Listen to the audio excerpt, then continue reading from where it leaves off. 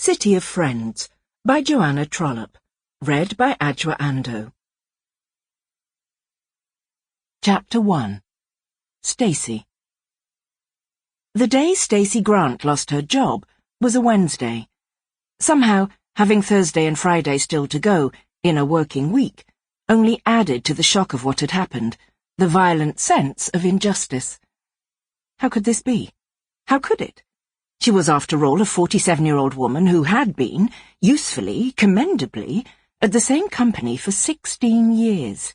16 years. Jeff Dodds, the senior manager who had sacked her, was 2 years her junior and had joined the company 5 years after her. He was not, Stacey had repeatedly insisted to her colleagues, a bad person, despite his habit of sending demanding weekend emails and ringing late at night with urgent requests for feedback. He was only really testing their commitment to the company. He was, she pointed out, almost avuncular in his desire to mentor his teams, to offer advice and guidance. That he didn't understand the realities of their lives was indeed a blind spot, but not a deliberate cruelty. There were worse managers by far, Stacey had told the rest of the team repeatedly, than Jeff Dodds. So much, she thought now, and savagely, for my loyalty. So much for my sense of stupid fair play. So much for doing the decent sodding thing. The eyes of her colleagues were upon her as she packed the contents of her desk into a cardboard box. A few were mildly gleeful. This was a diversion, after all, but most looked stricken and sympathetic. Several had tried to speak to her when she came out of the meeting room with Jeff. How? Her husband Steve had said when the move to an open-plan office had first been mooted, "Do you fire someone in front of everyone else?" But she had made it plain that if she opened her mouth at all, it would be to scream. Which, after the brief excited moment of release, would leave her feeling worse than ever. She had shaken her head and tried to smile and headed back to her desk as if an imperious purpose awaited her there. So they watched her, covertly, while she collected up the pitiful domesticity of her working life and dropped it in a box. By the lifts, a colleague came running to intercept her. He was openly agitated. The top button of his shirt collar was undone, under the loosened knot of his tie. "Stacey!" "Too late," she said, indicating an arriving lift. He stepped in front of her, barring the way.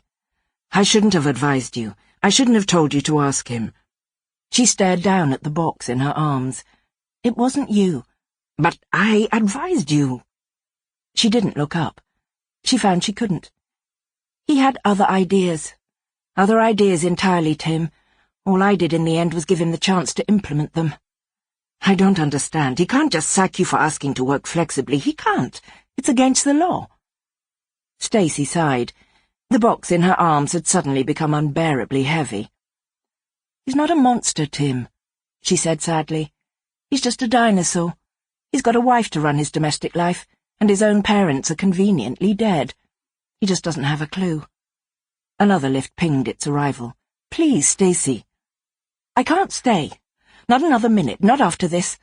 Please, let us take it to another level. Please don't be so impulsive. Whatever he said, please." Stacey stepped into the lift. Her handbag was slipping awkwardly off her shoulder. She turned to face the open door. "Just be warned," she said. And then the lift doors slid shut across his unhappy face, and she was borne down to the glass and chrome foyer, where Charlie from Ghana was on reception, absorbed in the football results on his smartphone. At the top of Ludgate Hill, in the new precinct to the left of St. Paul's Cathedral, Stacey found an empty litter bin.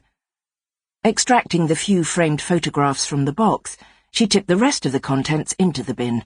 New packets of tights, sundry redundant cables, energy bars in battered packets, a toothbrush, paper clips, pens, old birthday and Christmas cards, a rubber spider someone had left on her computer screen on April Fool's Day, and a small cascade of other objects, which represented, that Wednesday afternoon, happier and more certain times. After the box was emptied, she crammed it down on top of everything it had contained, breaking it in order to fit it into the bin. When she was 14, she remembered, and her mother's brother had left the Royal Air Force, she had stood in the Sample complete. Ready to continue?